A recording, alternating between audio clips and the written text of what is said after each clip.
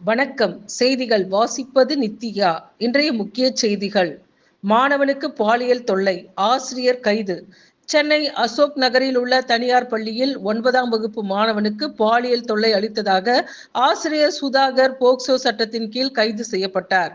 பள்ளிகளில் பாலியல் சார்ந்த துன்புறுத்தல், அச்சுறுத்தல் குறித்து புகார் அளிக்க உதவி மையம் 144117 என்ற எண்ணில் மாணவர்கள் தொடர்பு கொள்ளலாம் என பள்ளி கல்வித்துறை அறிவிப்பு வெளியிட்டுள்ளது.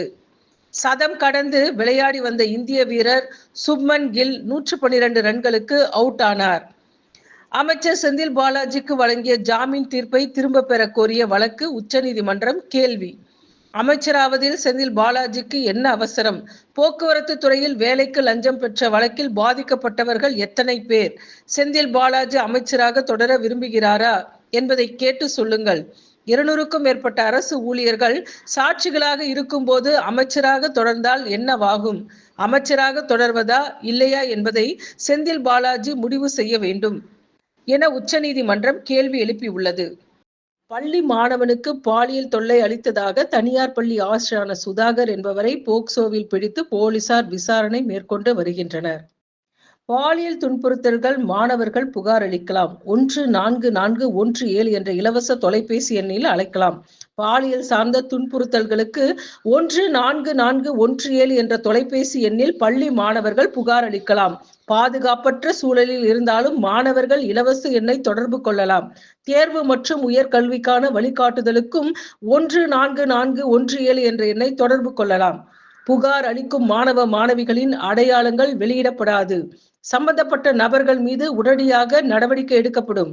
எந்த பிரச்சனை ஏற்பட்டாலும் மாணவர்கள் தயக்கமின்றி புகார் அளிக்க பள்ளி கல்வித்துறை வலியுறுத்தியுள்ளது.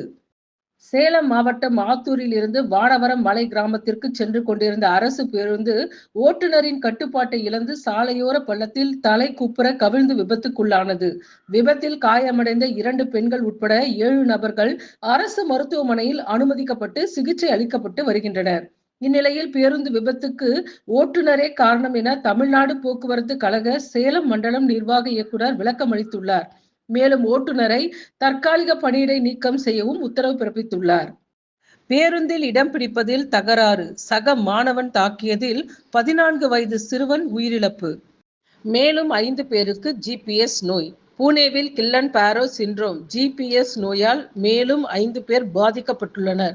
இதனால் அங்கு GPS நோயால் பாதிக்கப்பட்டவரின் எண்ணிக்கை 197ஆக உயர்ந்துள்ளது. பாக்டீரியா, வைரஸ் தொற்றுகள் காரணமாக உடலில் உருவாகும் GPS பாதிப்பு பல காலமாக சமூகத்தில் இருந்தாலும் அண்மையில் மகாராஷ்டிரம், மேற்கு வங்க மாநிலங்களில் இந்த பாதிப்பு தீவிரமாக பரவி வருகின்றது. இந்த நோய்க்கு இதுவரை 7 பேர் உயிரிழந்துள்ளனர். தமிழகம் முழுவதும் 1000 இடங்களில் முதலமைச்சர் மருந்தகங்கள். சென்னையில் பிப்ரவரி 24ஆம் தேதி முதலமைச்சர் மு.க. ஸ்டாலின் தொடங்கி வைக்கிறார். சென்னையில் மட்டும் 33 இடங்களில் முதலமைச்சர் மருந்தகங்கள் திறக்கப்பட உள்ளன. தொடரும் பங்குச்சந்தை சரிவு. 6வது நாளாக இன்றும் பங்குச்சந்தை கடும் சரிவு. 800 புள்ளிகள் சரிந்து தற்போது வர்த்தகம். உலக நாடுகளின் பல்வேறு நிலைப்பாடுகள் காரணமாக வரும் நாட்களிலும் இந்த சரிவு தொடரும் என பொருளாதார ஆலோசகர்கள் கருத்து தெரிவித்துள்ளனர். இரட்டை இலை சின்னம் தேர்தல் ஆணையம் விசாரிக்கலாம். சென்னை உயர்நீதிமன்றம் உத்தரவு. இரட்டை இலை சின்னம் தொடர்பாக தேர்தல் ஆணையம் விசாரிக்கலாம் என சென்னை உயர்நீதிமன்றம் தீர்ப்பளித்துள்ளது. எடப்பாடி பழனிசாமியின் கோரிக்கையை ஏற்று அதிமுக உட்கட்சி விவகாரத்தை விசாரிக்க தேர்தல் ஆணையத்துக்கு விதிக்கப்பட்டிருந்த தடையை நீக்க கோரிய மனு மீது நீதிபதிகள் ஆர். சுப்பிரமணியம், அருள்முருகன் அமர்வு முடிவு செய்துள்ளனர். சிங்கப்பூரில் எந்த நேரத்திலும் பயங்கரவாத தாக்குதல் நடத்தலாம். சிங்கப்பூரில் எப்போது வேண்டுமானாலும் பயங்கரவாத தாக்குதல் நடத்தலாம். தாக்குதலை எதிர்கொள்ள மக்கள் தயாராக இருக்க வேண்டும் என்று அந்நாட்டு அமைச்சர் சண்முகம் எச்சரிக்கை விடுத்துள்ளார். இங்கிலாந்தில் சட்டவிரோத குடியேற்றம். 600 பேர் கைது செய்யப்பட்டுள்ளனர். இங்கிலாந்தில் சட்டவிரோதமாக தங்கியிருந்த இந்தியர்கள் உட்பட 600 பேர் கைது செய்யப்பட்டுள்ளனர். இந்தியர்களின் உணவகங்கள், மது கூடங்கள், தேநீர் கடைகளில் குடியேற்ற அதிகாரிகள் சோதனை. அமெரிக்காவை அடுத்து இங்கிலாந்திலும் சட்டவிரோத குடியேற்றத்திற்கு எதிராக நடவடிக்கை எடுக்கப்பட்டுள்ளன. மாசி மாத பூஜைக்காக சபரிமலை ஐயப்பன் கோயில் நடை இன்று திறக்கப்படுகின்றது. இன்று முதல் பிப்ரவரி 17ஆம் தேதி வரை 5 நாட்கள் சபரிமலை கோயில் நடை திறந்திருக்கும். இன்று மாலை 5 மணிக்கு சபரிமலை கோயில் நடை திறந்து நெய் அபிஷேகம், பூஜைகள் நடக்கும். சாம்பியன்ஸ் டிராபி தொடரிலிருந்து பும்ரா விலகல்.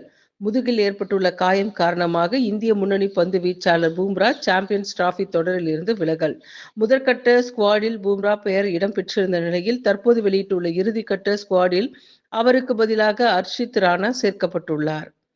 ஜேஇஇ மெயின் முதற்கட்ட தேர்வு முடிவுகளை தேசிய தேர்வு முகமை வெளியிட்டது. ஜேஇஇ மெயின் முதற்கட்ட தேர்வில் 14 பேர் 100% பெற்றுள்ளனர். ஜேஇஇ மெயின் முதற்கட்ட தேர்வு ஜனவரி 22, 23, 24, 28, 29ஆம் தேதிகளில் நடைபெற்றது.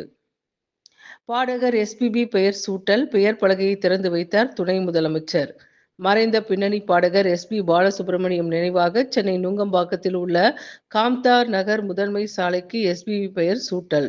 சாலையின் பெயர் பலகையை திறந்து வைத்தார் துணை முதலமைச்சர் உதயநிதி ஸ்டாலின். ஏஐ தொழில்நுட்பத்தால் வேலை இழப்பு ஏற்படாது.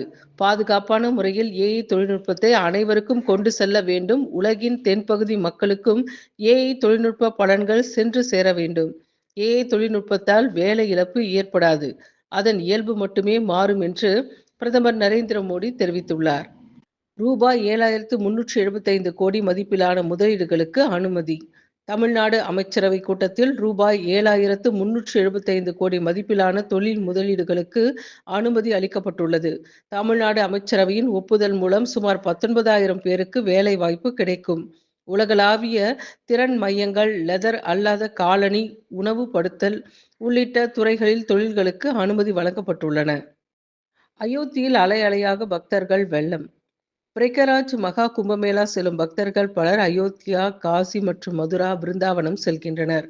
எனவே அங்கெல்லாம் போக்குவரத்து பெரும் அளவில் பாதிக்கப்பட்டுள்ளது. அயோத்தியில் நேற்று மட்டும் சுமார் 10 லட்சம் பேர் ஸ்ரீ ராம் லல்லாவை தரிசனம் செய்துள்ளனர். இருந்த போதிலும் லட்சக்கணக்கில் மக்கள் வந்து கொண்டே இருக்கின்றனர். தரிசன வரிசை நீண்டு கொண்டே செல்கின்றது.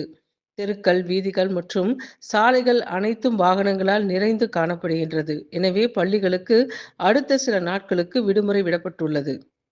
ஆபரண தங்கத்தின் இன்றைய விலை நிலவரம். இன்று ஒரே நாளில் சவரனுக்கு ரூபாய் 960 குறைந்துள்ளது.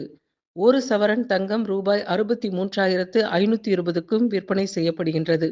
1 கிராம் ரூபாய் 7,940க்கு விற்பனை செய்யப்படுகின்றது. இரட்டை இலை சின்னம் விவகாரம் குறித்து உயர்நீதிமன்றம் தீர்ப்பு. AIADMK MP C V. சண்முகம் செய்தியாளருடன் சந்திப்பு. அதிமுக உட்கட்சி விவகாரத்தை விசாரிப்பது தேர்தல் ஆணையத்தின் வேலை அல்ல, அதற்கு அதிகாரமும் இல்லை. மனு கொடுத்துள்ள நபர் அதிமுகவிலேயே இல்லை. இபிஎஸ், ஓபிஎஸ் இருவரும் கையெழுத்திட்டு கட்சியிலிருந்து நீக்கப்பட்ட புகழேந்தி இந்த வழக்கை தொடுத்துள்ளார். தேர்தல் ஆணையம் இதை விசாரிக்கலாமா என்று முதலில் முடிவு செய்ய வேண்டும் என்றுதான் நீதிமன்ற தீர்ப்பில் கூறப்பட்டுள்ளது. குமாஸ்தா வேலை மட்டுமே தேர்தல் ஆணையம் பார்க்க வேண்டும். அதிகார வரம்பை மீறி தேர்தல் ஆணையம் செயல்படுகின்றது. ராம ஜென்ம பூமி அயோத்தி ஸ்ரீராமர் ஆலயத்தின் தலைமை அர்ச்சகரான ஆச்சாரியா மகந்த் ஸ்ரீ சத்யேந்திர தாஸ் உடல்நலக்குறைவால் காலமானார். தன்னுடைய 20வது வயதிலிருந்தே அயோத்தியில் ஸ்ரீராம பிரானுக்கு தொடர்ந்து பூஜைகள் செய்து வந்தவர். ராம ஜென்ம பூமி அயோத்தியில் ஸ்ரீராமர் ஆலயம் அமைவதற்காக தொடர்ந்து பணியாற்றியவர். ஸ்ரீராமர் ஆலய பிராண பிரதிஷ்டை வைபவம் உலகளவில் கொண்டாடப்படும் வகையில் அந்நிகழ்ச்சிக்காக முழுமையாக பணியாற்றியவர்.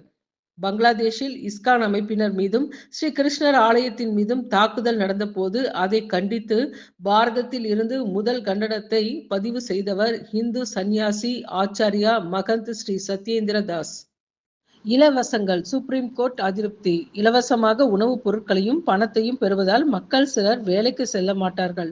நாட்டின் வளர்ச்சியில் மக்களின் பங்களிப்பு இருக்க வேண்டாமா? தேர்தலை ஒட்டி இலவசங்கள் அறிவிக்கும் நடைமுறை பற்றி சுப்ரீம் கோர்ட் கடும் விமர்சனம் தெரிவித்துள்ளது.